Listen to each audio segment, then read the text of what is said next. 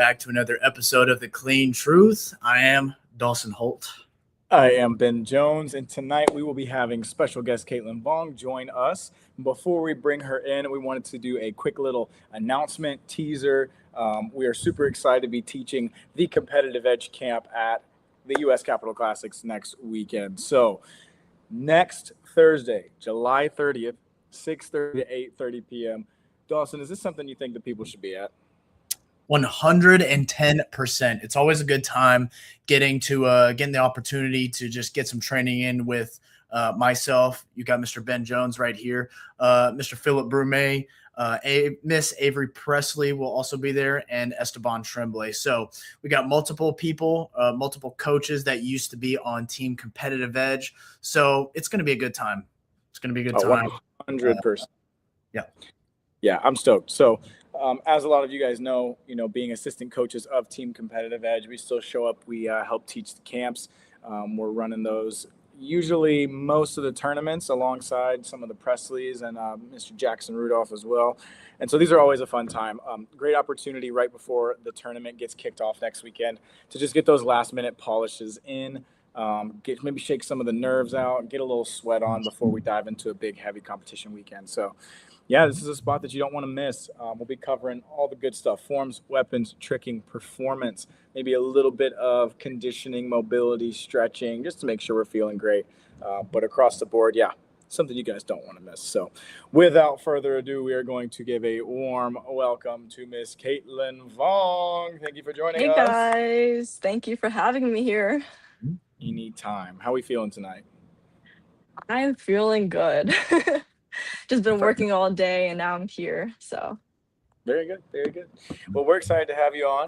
Get to know a little bit more about maybe the beginning of the journey for you, Kaitlyn, and then some of the current topics of the sport, things that are directly related to your career as well. So we're going to dive right in. You're going to give us a little bit of a rundown, obviously coming from Victory Martial Arts, and talk about kind of the on the come up journey of a little bit of your story. yeah, so I started martial arts when I was 6 years old. I just happened to live in the area. And after my first trial lesson, I guess like the instructors kind of saw potential in me. So I just immediately joined in. Thanks, Mom. And then pretty much growing up at that school, so it's the background is Olympic style. And so we just heavily focused on, kicks. And I was already like naturally flexible. And I remember, just in class training, but then even outside of class, like I would just get pulled off to the side and just again working on the kicks. But I didn't really get into NASCA or like at least CMX until black belt.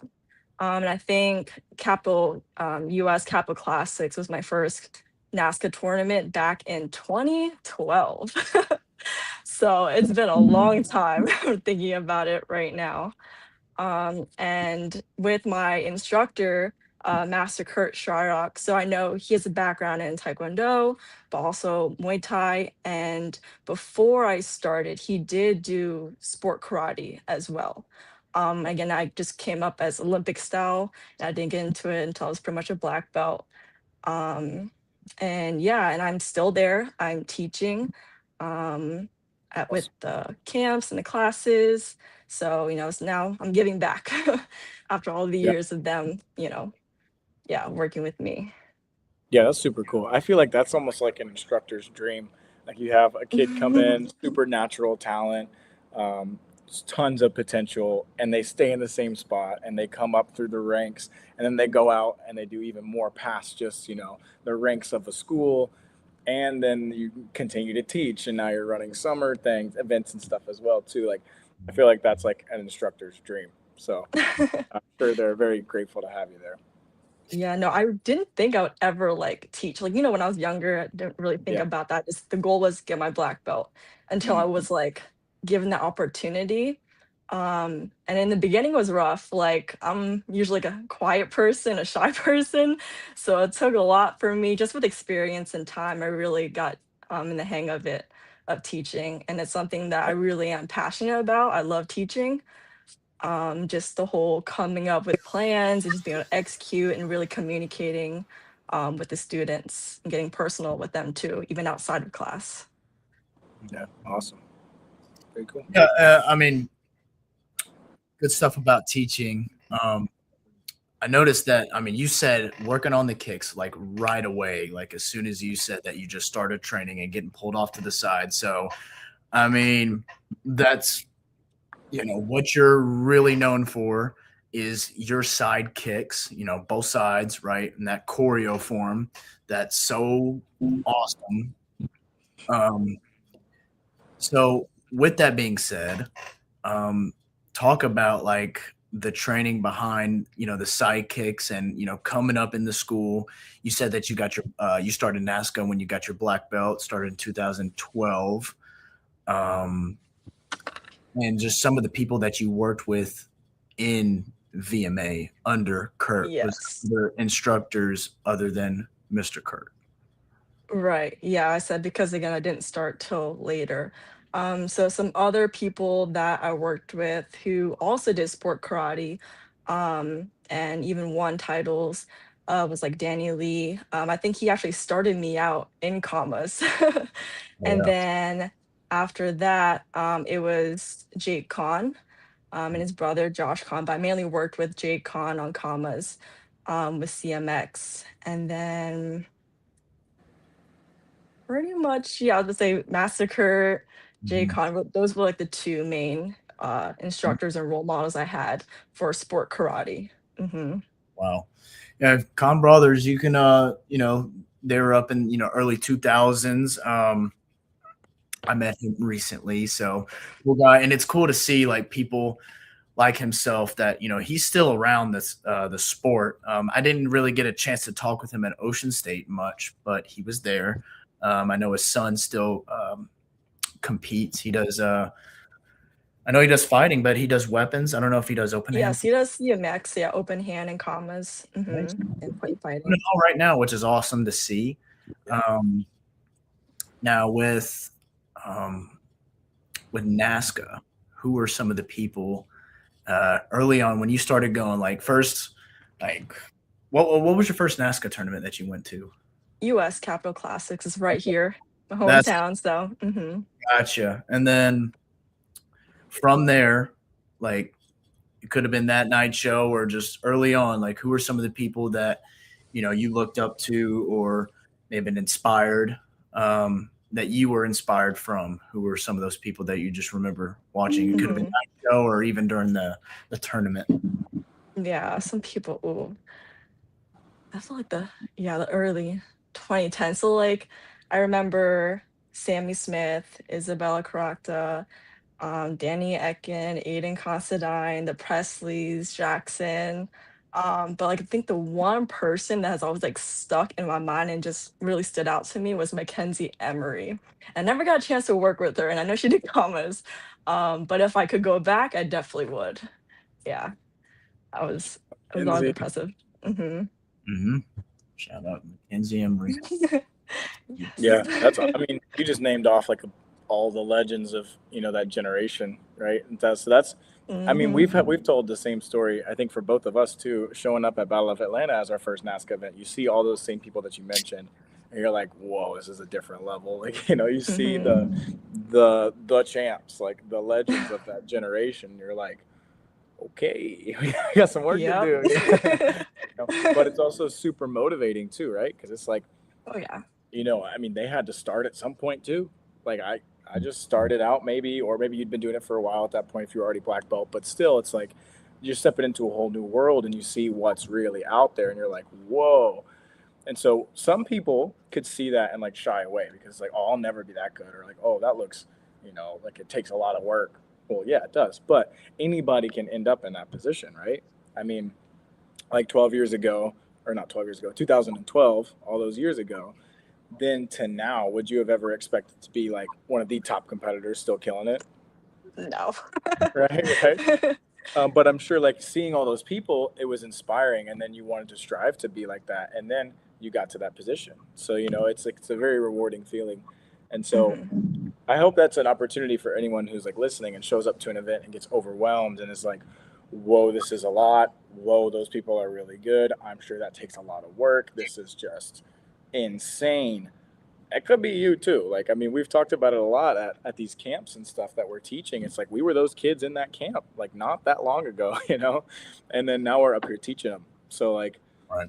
it's cool to see that that's like a constant between like everybody that we've talked to who's gotten pretty big in the sport. It's like, yeah, I mean, everybody had to start at some point. And so you see people who Yes. really inspire you. And, if it's done right, it's those people at the top. They're throwing the rope down and pulling you up with them. And then you end up in this position like the three of us are now. And it's like, now we have the opportunity to do that for others. So that's why I think it's super cool. You also said you're teaching as well at the school, but then also private lessons within, tournaments and the competition side of it too. So that's super, super cool. So diving more into like the NASCA side of, your upbringing throughout the years that you can think about, whether it's the last few years in the adult division or if it's as a junior coming up too, who are some of the other competitors, whether it be, once again, juniors, the adults, CMX, traditional fighting even, that really pushed you, maybe currently right now are still pushing you to strive to be better, or in the past really helped kind of bring you up?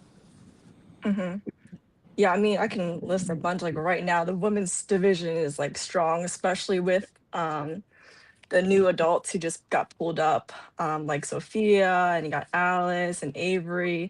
So, and they're doing really well right now, even making it to the nighttime shows and winning.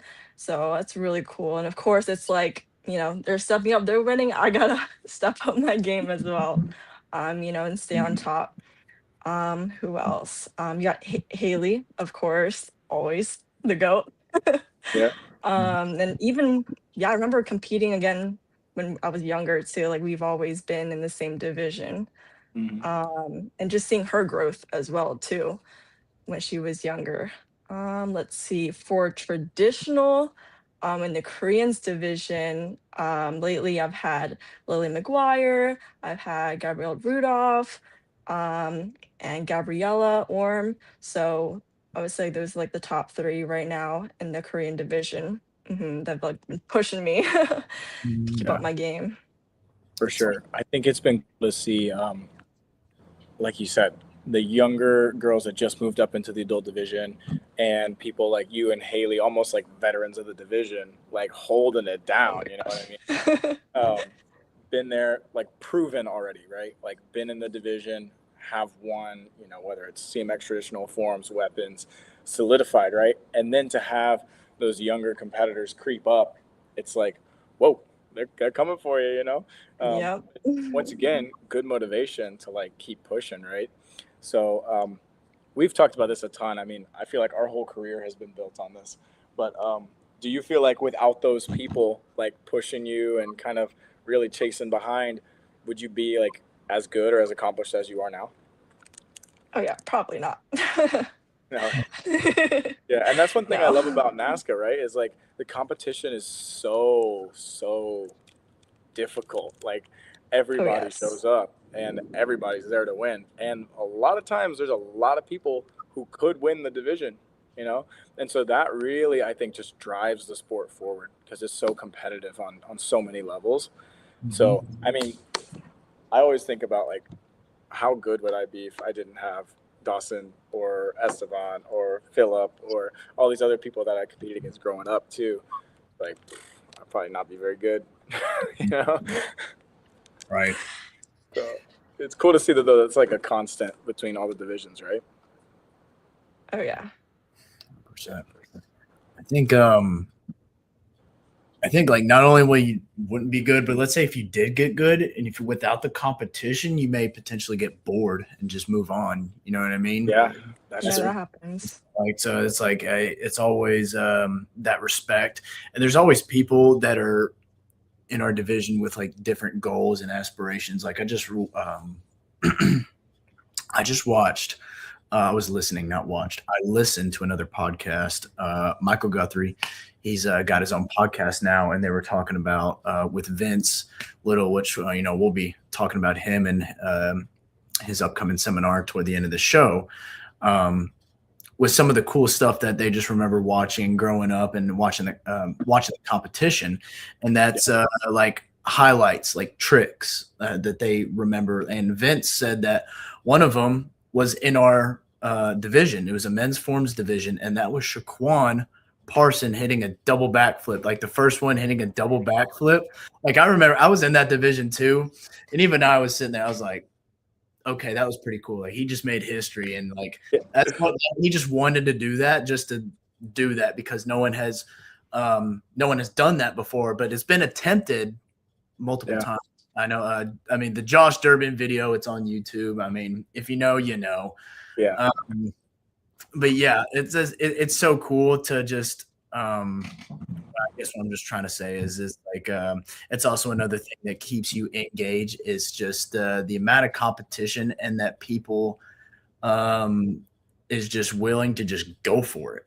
You know what I mean? Like, and it's like he did his double backflip, Shaquan, and it was in AKA, so it's like down at the Hyatt Regency Hotel In the basement. down in the basement streets. So we're down low, like below, like in the basement, like Ben said. The lights are very low, and Shaquan is Shaquan, right? So the man has hops. So he was, I think, the first attempt. I think he was afraid of. Like Vince said, he was afraid of hitting the lights because, like he said, like I just said, he's Shaquan. But the second time, he just stomped it. But anyways, competition, it's always cool, and I mean, we wouldn't be here without it, you know. Right. So I want to talk about Korean forms, Kaitlyn. It's really cool to now watch it more and just seeing the rise and like seeing the growth and not in the women's division. You got the men's division. You also got junior competitors coming up. Your involvement and you have students that you're currently training right now. Ahead, just take that opportunity to just talk about some of the pleasure it is working with some of those your students like James Potter or Nora. Like just name off a few and just talk about that and Korean Challenge, Korean Division, all that. I mean, yeah, I pretty much started with the Korean challenge. Like I didn't start doing Korean until the adults when, it was a division. Because when I was younger or before that, it was all like the same thing. One division, any style. And for the most part, like people were doing Japanese style. So that's why I kind of stayed out of it. Um, but yeah, start with the Korean challenge, and just really pushing it from Jeff Joss, and again, Master Kurt, and then it became a rated division. And so I think especially with that, there was definitely a push more with Korean stylists and even people who were doing Japanese and had a background in Taekwondo and going back to it. And it was like kind of opened up my mind. I was like, wow, like all these people, that I didn't know before who actually had a background, did Taekwondo. Um, so yeah, then once it became a division, I started picking up more students, like James and Nora Potter, like you mentioned. And James he recently started Korean this year, and he's been killing it every competition. Yeah. And some other students I've been working with is Olivia Rodriguez, who even won runoffs at what was it, the Warrior Cup. I just remember competing and I just hear a bunch of like cheering and screaming from that one corner of the room. I look over and it was her, like my student. I was like, oh my gosh, like did she win? So that was cool. Some other people we have like Sophia. I've been working with her for a long time now. And now that she's an adult, we're competing against each other. So it's a little bit different. But yeah, I was working with her, Jake Thomas, who's been doing well too with the Korean Challenge and the division. But overall, again, like especially this year, because I feel like before I would only focus on the adult divisions, so like the women's and the men's Korean division. But I feel like this past year I've been definitely watching the younger divisions and the kids going, and it's like, oh my gosh, the amount of talent they have. They've been killing it too, and the division's getting bigger. So it's so cool to see that. And again, it's really started with the Korean Challenge. Yeah, that is cool.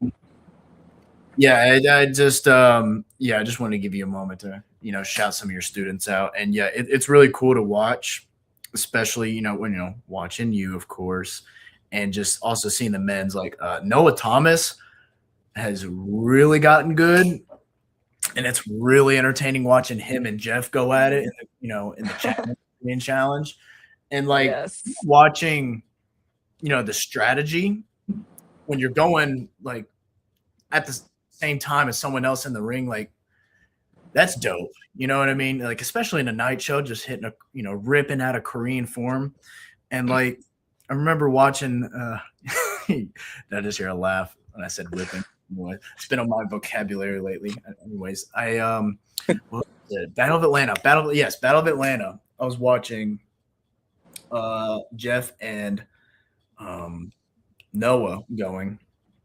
I don't know if Jeff, if you're listening to this, like you can, throw out a comment. And it's like, I don't know if it's true, but this is just like my um perspective, like just kind of watching and just like, okay, if I was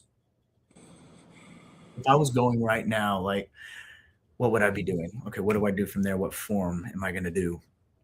And they did the same form and they started going at the same time.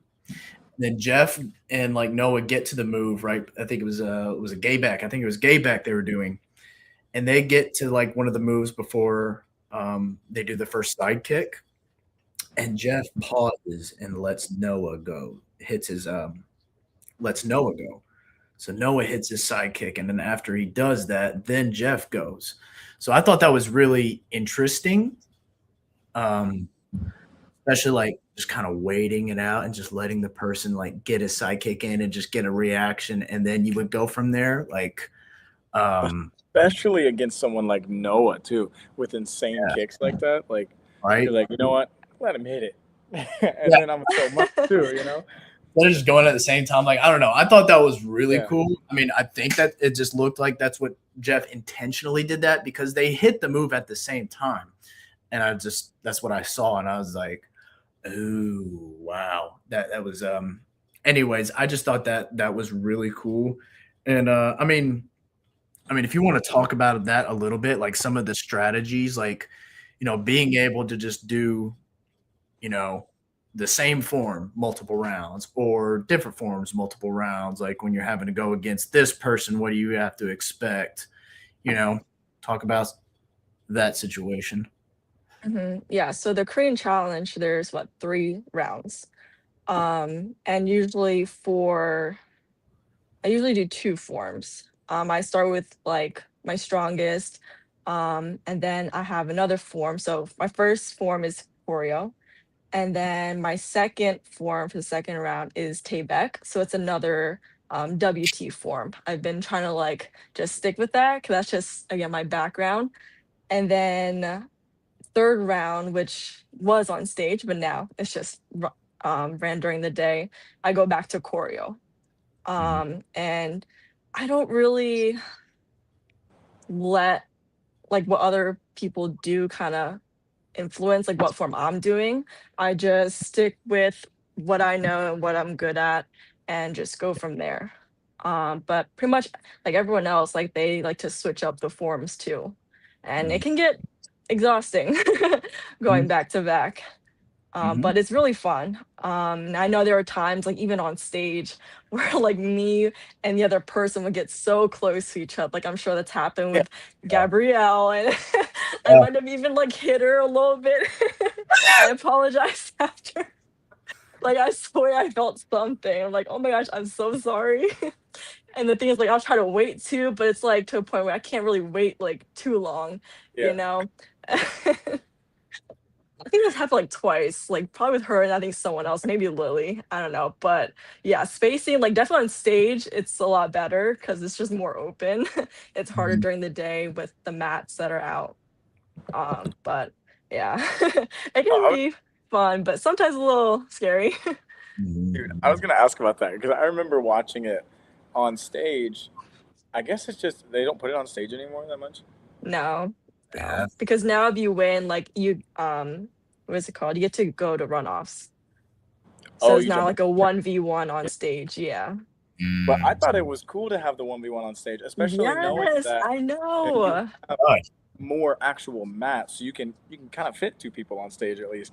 But then Hmm. you have people getting real close and like kicking toward each other. I'm like, it gets, but once again, it could be a little nerve wracking because you're like, oh my gosh, what if they hit each other? But then you're like, oh my gosh, what if they hit each Yeah. other? So it like pulls you Right. in, it gets you engaged.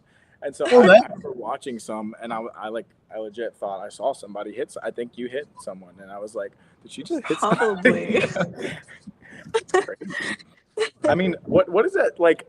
So when you're running the form, and like you can pretty much you can see, but you can definitely feel like, hey, we're really close right now. Oh What do you yeah. think about? Like, do you think, okay, I'm just going to keep going and see where they end up? You probably know the other person's form, so you probably have a good idea of what's next at least. But like, what's the strategy there? Like, if you think you're going to get hit or hit someone, do you just Hmm. hit them, or do you wait? Do you add? Like, I feel like I've seen people like add a step like backwards so they don't hit the person or something like that. Talk about some of that Hmm. strategy behind it. Yeah, I mean, so like even in the beginning, usually I try not to stand like next to the person. Like one person will either move forward or move back. You don't really know until you're on the floor. So yeah. people like to wait and just kind of see, and then go from there. But yeah, like when we get close, like something that I'll do is either wait, to see again what the other person's gonna do. If they're coming closer, do I have to take a step back? Or if they're gonna keep, moving away from me, then I'll just keep doing my thing.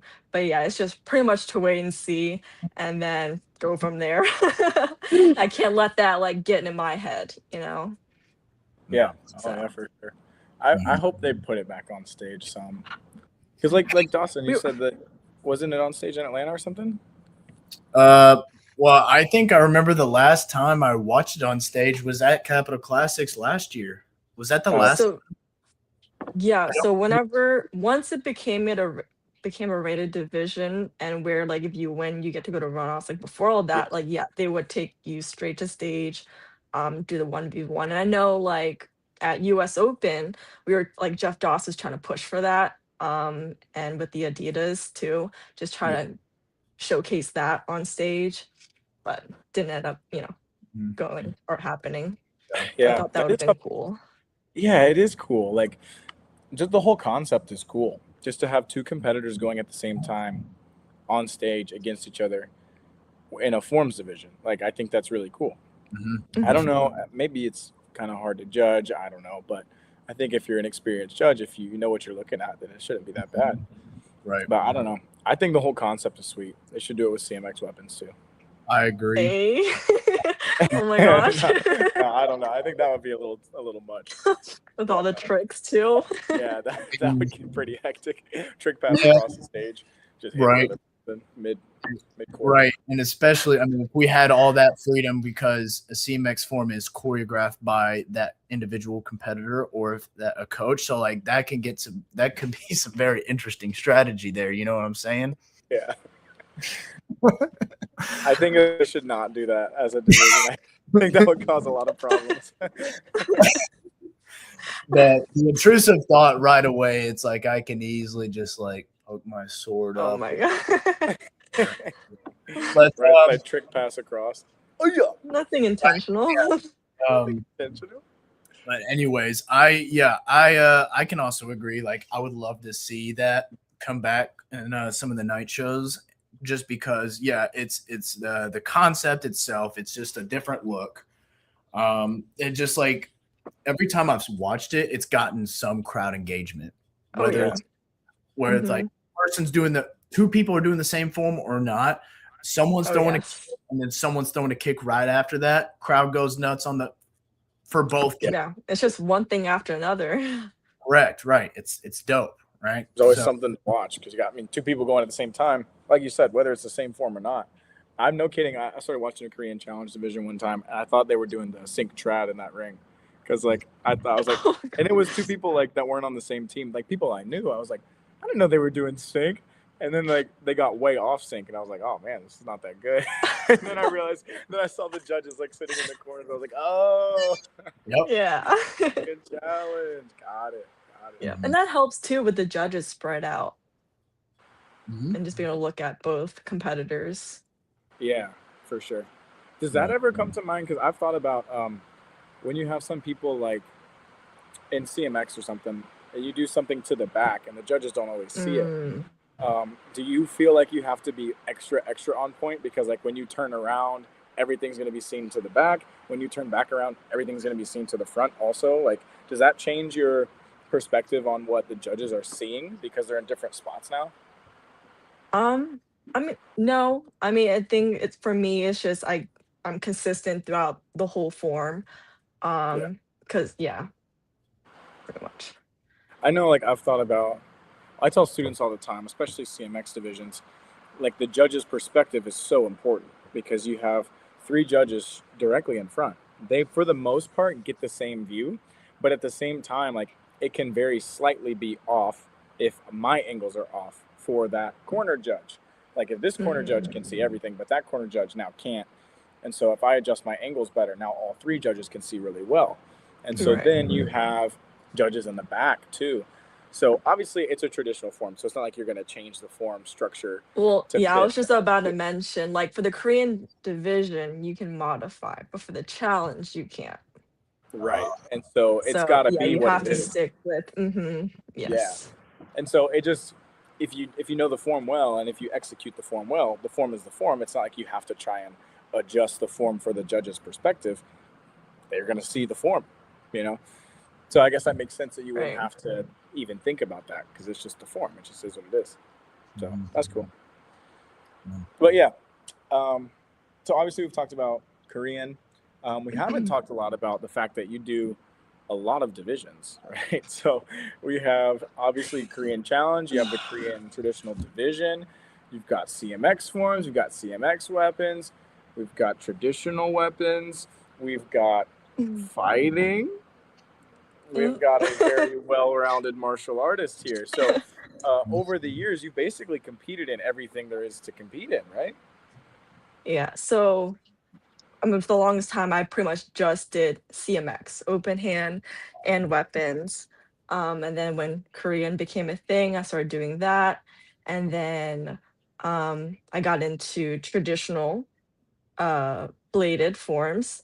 And then, oh, sorry, I also, of course, and then I was doing sparring as well, point sparring. I forgot to mention that. Yeah. But I did stop like maybe the past year or two. But I am planning on coming back with that very soon Oh. within the next week and a half. Oh. Yes, time. Everyone's been asking me like, when am I gonna spar again? I'm like, guys, just wait. I, yes, I'll be back soon. That's Oh awesome. my gosh. Yeah, I feel like especially recently I've been asked that about sparring. So Yeah. but it's been something that I've been wanting to do as well. And again, I did it for the longest time. Took a little break just because of all the CMX divisions that I was doing, and then I started learning sword, and then school and teaching and work. So that kind of also factored into it, and just not Yeah. having as much time to train all of it. So Oh, sure. Yeah. time management. Yeah. That is a very big factor. But that's super Mhm. exciting because you're gonna be back on the mats with the gear. Cool. That's super cool. Yes. Yeah, but as you mentioned though too, like are you done tried sword some or you're learning that? Don't know why you picked sword. I mean, there's no one that even good that could teach you. But you No. have the opportunity, to try out another division. Like you're already, like you said, you're already doing so much, and then on top of that, school, work, life balance, competition, and adding more divisions. And like we've talked to other competitors who do a lot as well. I mean, with like Amanda too, we talked about, you're doing your Japanese division, but you're also doing trad challenge, which is now like 3 or 4 rounds for them too, right? So Right. it's like that one division is actually three forms. So like that's Hmm. basically three divisions. And so you add in the fighting too, and you add in trad weapons as well. Now you're getting there a little bit extra early Saturday morning. So there's all these different factors, but I think it says a lot to be able to do that many things competitively. Um, Yeah.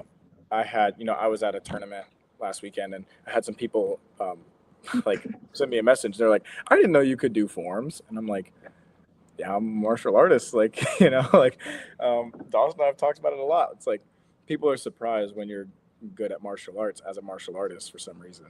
Let me rephrase that. They're surprised when you're good at martial arts as a NASCA competitor, which is Right. Mm, interesting because it's like we should all be good martial artists. I mean, we're competing in a black belt division. We're all black belts, and it's like we should have a good martial arts base. And I think you're one person for sure, not one person, one of the people within the sport that it's very easy to say like this is a good martial artist, not just this is a good sport karate competitor, right? Yeah, I mm. was just about to say that. She's a black belt. He's a black belt. She's a black belt. He's a black belt. Of I course. heard when I walked on stage at US Open, I did the whole two weapons thing, right? And I hear Marcel Jones go, "I see you, black belt." Yeah. Yeah. I think someone, yeah, he did that to me too. I think I Yeah. was, warming up with my, it was traditional weapons, and I throw my sidekick, and I do a sidekick in my form, which, by the way, need to get it better always. Strength there, good. Could always be better. Height wise, can definitely be better. Obviously, needs work. But I was working on it.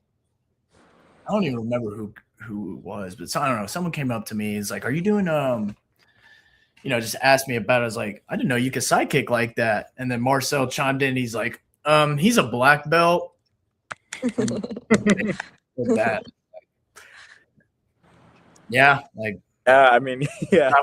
Black after belts that, and sidekick. saying that is humble as I can, but yeah. So get some good sidekick work with you, Kaitlyn.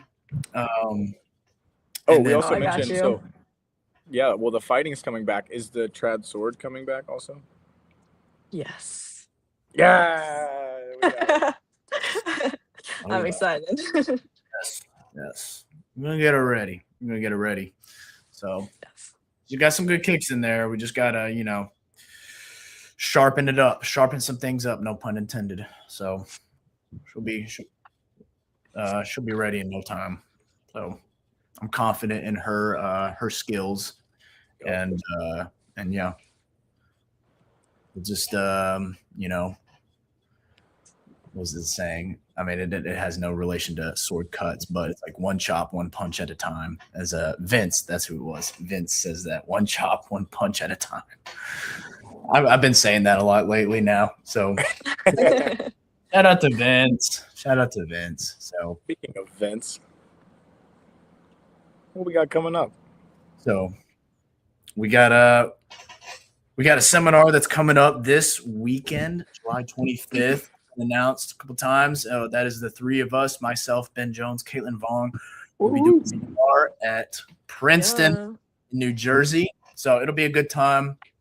If you're local up there, take the opportunity to work on bow, work on sword, work on commas, conditioning, all that good stuff. A good CMX foundation is always needed. It's required to be successful in NASCA. So take the opportunity, learn a few things from us, have some fun, and yeah, let's hear from two of you guys. Kaitlyn, you go ahead. I mean, yeah, no, I'm excited for this opportunity at Vince's school. And just even just the three of us doing I didn't think we'd be doing it, but here we are. But yeah, I'm excited to again just talking about like the whole martial arts background, really bringing that back, I guess, or like just reminding students and applying it to sport karate and especially CMX. Whether it's open hand or weapons. Before we get into all the tricking and all the fun stuff that we want to do. So I think be good. Yeah. Someone, hopefully take something from it. Oh, for sure. I think we got to bring the martial arts back into the sport martial arts. I mean, we got to make sure it shines through. So I think that's something that, we've already talked about it as martial artists first and, I guess kind of competitors second. It's like we got to have a strong foundation, like you both just said. And especially in the CMX realm, that's something that, the three of us have kind of figured out pretty well, I might add, humbly. But I think through the years of experience, it's something that you pick up. And the fact that we're all three able to then pass that on, I think is super important. So I'm excited for the opportunity. So yeah, man, this Saturday, 1 to 4 p.m., American Princeton. Reach out to any of the three of us if you got questions. If you're in the area, you should be there. I know we're available for lessons throughout the weekend as well. We're going to be working with all of the AmeriKick team there. That's at least in New Jersey. So it's going to be a fun time. Opportunity to give back is always a blessing to have. So we're excited to be there. Yeah, once again, if you're in the area, you got it. You got to pull up. I mean, if you don't, you're missing out. You know, everybody always says you don't want to miss this, but I'm telling you, you don't want to miss this. So a 3-hour training camp, the three of us, it's going to be a great time. Like they both said, we're super excited. It's going to be a lot of fun. There's going to be value there 100%, especially leading right into a tournament, you know, a full week before the tournament gets started. That gives you some good motivation going into the weekend. Hopefully some good mental strategy, as well as making sure you are physically prepared. So yeah, we're going to enjoy it. We're excited for the opportunity to be able to work with you guys. It's always a pleasure to be able to give back. So it's going to be a blast. Yes. Super stoked. So yeah, it's going to be a good time. We may even have like some t-shirts for people too. I don't know. That's just a little, just a little drop it in there real quick, you know? So get excited. It's going to be some fun stuff. It's going to be a blast. And then as everybody always knows, you know, we've got the a little segment on the show where Dawson and I get to take a step back and we get to become the guests on the show. And so, Kaitlyn, I am now appointing you as host of The Clean Truth for the next like 5 minutes or whatever. All right, finally. I've been waiting. Yeah. I'll stop yapping. Well, I Go ahead. mean, since you guys asked me about traditional weapons and swords, since that's a new thing, me, getting back to it.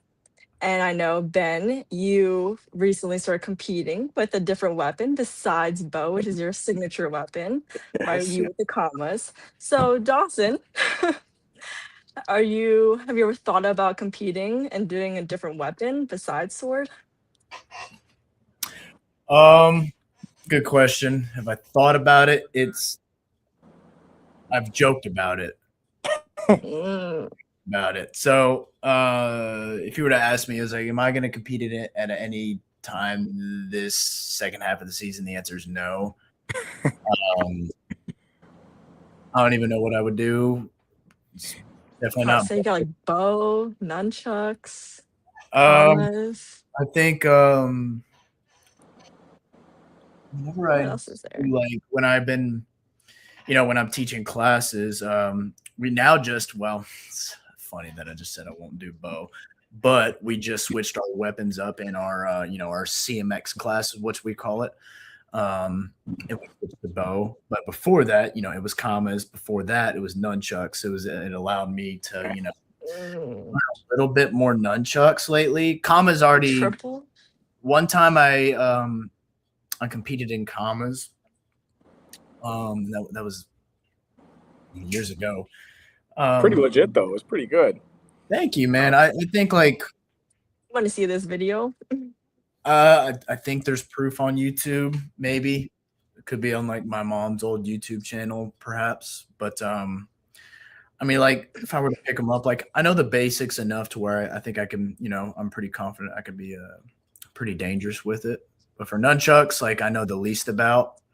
Nunchucks are pretty cool. I like whenever Zeke Gomez is around. Shout out to Zeke Gomez, who's on Team Competitive Edge. He did a killer nunchuck form at the US stage. Whenever I have some time, or whenever he's just there, and I just have some like time, I'll just be like, "Hey man, like show me something that I can just mess around with," and he showed me a couple things that's just like really cool. So I don't know, nunchucks, bow, like I don't know. I just joke about it. Right now, I just want to stick to what I Oh my god! love doing. Oh, Hey, I guess we're this is the watching it. Warrior Let's go. Cup Here he too. goes. Look at those cuts. Hey. Uh-oh. Okay. Uh-oh. Whoa. Uh-oh. Uh-oh. Come Mm. on, D-Holt. Let's go, dude. What the? Yeah, I Wow. do not I remember this. tough. Yes, sir. Yes, sir.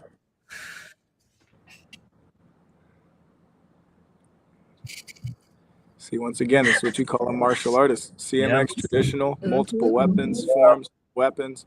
Hey, Let's go, dude. nice. Oh, Let's man. go. What year Okay, was that? Oh okay. my gosh, Yeah. 2018. 2018. Oh, Was I there? You could bring that back. What are you talking about? Was 14 years old. Yeah, I think Fire. I was 14 in that. Wow. Wow. Pretty good, what man. the? Jeez. Um, yeah, I was not expecting to see that right there. Yeah. That was quick, man. I Yeah, man. No, found that real yeah, you quick. looked that up. Big one at a time. Then, so yeah, I mean, I could pick up commas. I don't know. It wouldn't make sense for me to pick them up and just because I already do a blade. So it's like, why would I, Yeah. pick those up and do the bladed division? If I were to do it, I've joked about it. Like I said, if I were, I would prefer to do a traditional weapons form, non-bladed. So Single bow, chuck. babe, yeah, a bow, singular chuck, or dude, just rip out some onfas. I don't know. Probably, Oh Oh my gosh, what Okay. if you did bow? Y'all could do a sync form.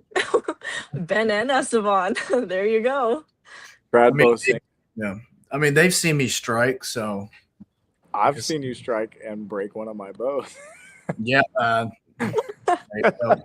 As I was saying, I know the Um, base where I could be pretty dangerous with them. That's So, right.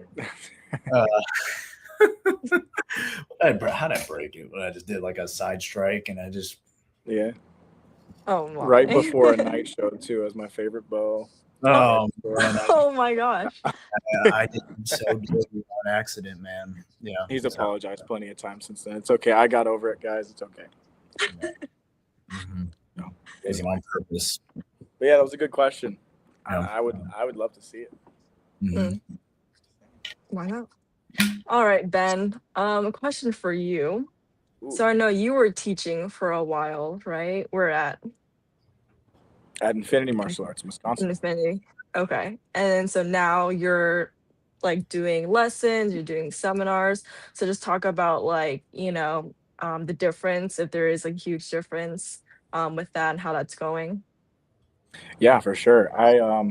So when I had moved or I had just turned 18, I graduated a little early. I graduated when I was 17 from high school, and so then like right around when I had turned 18, I decided to move out to Wisconsin to teach at Infinity Martial Arts with Mike Welch, and Team Infinity is based out of there as well. And so it was a really great opportunity to get plugged in with people I already knew, so I had good connections. People I knew were focused on the sport karate side and the competition side of what we do, which obviously I'm passionate about still, and want to continue to maintain. Um, and I knew there were people there too, and so it really gave me all the reasons to go. I do feel like God created a path, and I just said, okay, here I go, because it's quite a move to go 18 years old, go live on your own, basically halfway across the country. So that was a big shift, but I learned so much being there. Living by myself, responsibility, balance of work, life, career, as with competition and lessons and things. So it was very, very, very valuable. Learned so much and have so much love for so many people up there, and still have great relationships with all of them. And I love seeing them at the tournaments and everything too. And the opportunity to get to work with a lot of students that I never would have had the chance to potentially impact. Being in the community there, they do things really, really well at that school. Staying involved with the community, there's a very good culture within the school.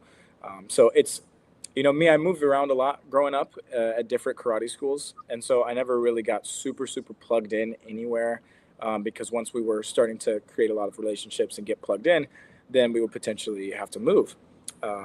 And so it was cool to be able to see such a strong, close knit group that's come out of one spot.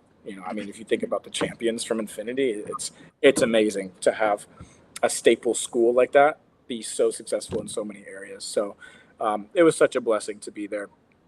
And then I realized, I'm in a really, really tight window of my career where I can travel the world and teach seminars and teach private lessons and compete as a job, which is like the ultimate blessing. So the fact that I'm within that tight window, it just kind of made sense to take the time to be able to do that as my career. I can at any point, I know I'll still be able to teach. I know I could go back and settle somewhere specific and teach. I don't think I'll always have the opportunity to travel so many places and teach for people as my job. And so within that, in April, I moved back home. So this is home base. A lot of you know the yellow mats are iconic. I've gotten some more mats now. Shout out to Joey Harrison at the Brick down in Georgia. But then also, I moved back home, and this is basically home base. So I've got a great spot to train here. I'm living back with my wonderful family. They're all very amazing. And then I'm traveling out of here. So it's really cool to kind of have this, resurfaced home base back where I kind of grew up. I spent a lot of the years that mattered the most, I guess. And then just travel out from here. So seminars, tournaments, private lessons. I'm going out to, people's houses just to train their kids for a certain amount of time. Things like that is something that I would never be able to do with a full-time job, fairly. So yeah, it's something really, really cool. And so I'm trying to see how many different ways I can make this into like a more of a business model and make it more of a solidified job. Kind of hoping that I can pave at least a little bit of a path for anyone else who ends up in my position and has the opportunity to make this a job and a career. So, I was just out at the Chuck Norris event in Vegas, which was always super cool to be a part of. And so it was nice to be there for the tribute for Grandmaster Norris as he passed away earlier this year, and get to see his family and get to know his kids just a little bit more too, and his wife. So that's always a very special experience. And being out there, I had talked to one of the presidents of UFAF, is the organization, and I was like, hey, usually at my seminars, like I set up a little table and I just have like shirts or whatever to sell. I was like, would I be able to kind of set this up either right before the seminar and people can see it as they come in, and then take it down a little bit after? And she was like, you can just set it up for the whole weekend. I was like, no way. So like being able to have like, this whole setup with like t-shirts, and Nice. now I've got a couple of different products out that people can buy, as well as the signature Ben Jones bow staff through Century Martial Arts. So that one's pretty cool as well. That is officially available online, by the way. So, having all these really, really cool opportunities, it's been super cool to see things really line up. And, anytime you moved away and then you feel like you're being led to move away again, it's a tough decision. And to leave a spot that you spent 3 years at, fully dedicated and committed, it's not easy to just, get up and go. But I mean, I actually had a conversation with somebody. Andy Woods is one of the daughters of one of the regional chairs for UFAF, which is actually in the region that I'm in. So looking to get more involved there. I had a really good conversation with her talking about faith. And she said, her question was, what has God been to you lately? And she said somebody asked her that recently, and that really made her think. And it was like, provider, a friend, a father. There's all these different words that people were saying. And it made me think. And I thought like orchestrator was kind of my initial thought, because to watch the way that things lined up for me and for Infinity and for this becoming a career has been like so cool to see. And it's like so special. There's no way like I could have figured it all out myself. Like, it was all God just looking after me and like putting things in the right spots and moving things around. And, so yeah, that was a long answer to the question, but ultimately, yeah. So I'm out here trying to make being a professional sport martial artist a job, basically, and very blessed to do it. And I'm having a blast, getting to go and do stuff like this with you guys next weekend, getting to go straight to a couple other schools as well. So, we talked about the American camp at Princeton with Vince Little and his school and the team. Well, we're doing another camp just like that at another school in Maryland, Pandas Karate as well. And then Dawson and I will be teaching a seminar at Victory Martial Arts there at your school. So having opportunities like that to be able to go out for, over a week and teach at 3 different schools, and then also go to Capital Classics. We're teaching this competitive edge Yeah. camp as well. So, so all these cool opportunities. It's really, really, really a blessing to have it all lined up. And I'm super excited for the rest of the little tail end of the summer here. It's going to be awesome. Yeah. Oh, yeah. Bang. Sweet. Well, great questions, Kaitlyn. We appreciate you taking the reins and giving us the questions. It's awesome. Good answers. So, oh, thank you. Thank you.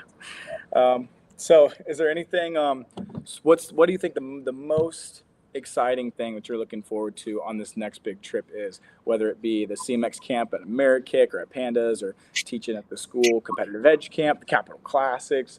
What do we think we're most excited for? Dawson, I'll give it to you first, and then Kaitlyn, I want to hear your answer. I mean, because these first couple days for me has been like slow, just because of how excited I've been to leave and to teach seminars. This is the honest truth. Yeah. And Yeah. no pun intended. See what I did? I did. But, yeah, dude, I think giving, I can't really just give you one straight answer. Like one thing that I'm excited about, like it's giving, collaborating, competing, friends, family, girlfriend, just getting, I think, just overall, just getting to just being able to share what we love too. I think I really do cherish that. It's like by yourself. Doing it by yourself is one thing. Like, yeah, it's still great, but like getting to be able to do it with other people who share the same passion is just like, it just brings the energy up here. You know what I mean? So, competition. We're now in the second half of the season for the year. Yeah. It's been an amazing year for myself. Just being able to not just winning and losing, but just being able to like go to Guatemala, like just traveling, and just have stories that we can just look back this year and just to be able to laugh at, and to be able to look back on and be like, yeah, that was pretty cool that we got to do that, got the opportunity to do this, do that. It's really hard to just give you just one. Yeah, that's a good answer. You know what I mean? But again, it's like this. The year's going so fast. But and then so like after Capital Class, it's what, Amerikick, Cowboy Up, and then Diamonds, bam, and then like that's it. Like,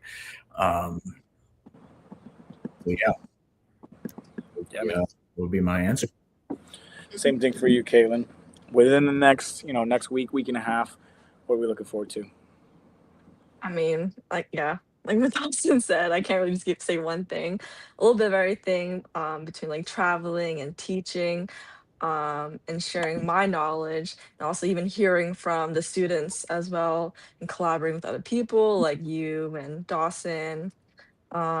And then the tournament right here in my hometown, the first NASCA tournament that I've ever been to. Yeah. So it's going back to that tournament every year. It's always feels like home, and the people there too that like watched me, grow up in the sport as well, starting locally and then, nationally. No, So 100%. yeah, I can't wait. Yeah, I would say the same. I like the answer of giving. I think that's big. Being placed in a position where you have either the experience or the communicative abilities to give back, and then having the opportunities for the chance to actually do it, I think is super cool. And so I'm right there with you on that, Dawson. Being able to give back, like both of you said, being able to collaborate, with the three of us and together, but then also with those school owners or those students even, and with fellow competitors at the event. So it's a fully Yeah. Very, very exciting, fully fulfilling and jammed-packed week and a half we got coming up. And I'm pumped, man. Yeah. Yeah.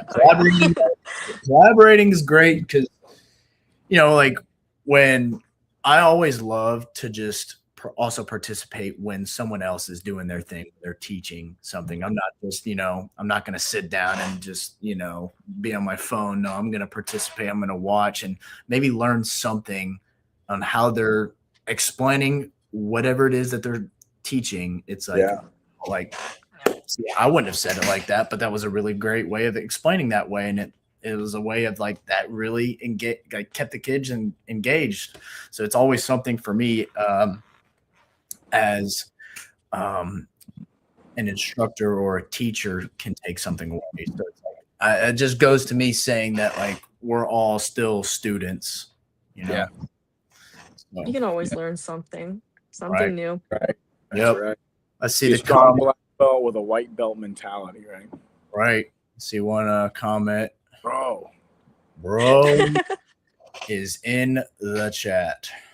This is another thing that's super exciting about this weekend. We get, kids who are on Team America, experienced competitors. We've got Amanda Duarte's coming to the camp. We got Nate Dog Picotti's coming to the camp. So there are some high-level competitors that are going to be there, as well as, Chester Schubel, Vince Little are experienced competitors and coaches in their own right that are going to be, running this event. So once again, we talk about collaboration, like being able to be there with people like that. Man, it's just everybody's going to, rise up together, being able to train with some of those people, being able to help coach and collaborate and communicate. Such great experience, man. It's going to be a great time. 100%. All right. Well, we're looking forward to an awesome weekend this weekend and next weekend. We're hoping to see some of you guys at both events or just one event. You should be at all of it, but that's your choice. But next weekend, U.S. Capitol Classic is going to be great. This weekend, American Princeton, Pandas Karate, Victory Martial Arts. It's going to be a great time. We're excited to be coming around. I guess this is like the DC tour, the New Jersey DC tour. Yes, so yeah. It's going to be a great time. Super excited. Let's go. And once again, thank you, Kaitlyn, for joining us tonight. It was a blast. Yes, I enjoyed it. Thank you guys for having me. Of course, no problem. And as always, thank you to Jackson Rudolph of Sport Karate Zone and Century Martial Arts for the support. We appreciate you guys big time. This has been another episode of The Clean Truth, and we'll see you soon.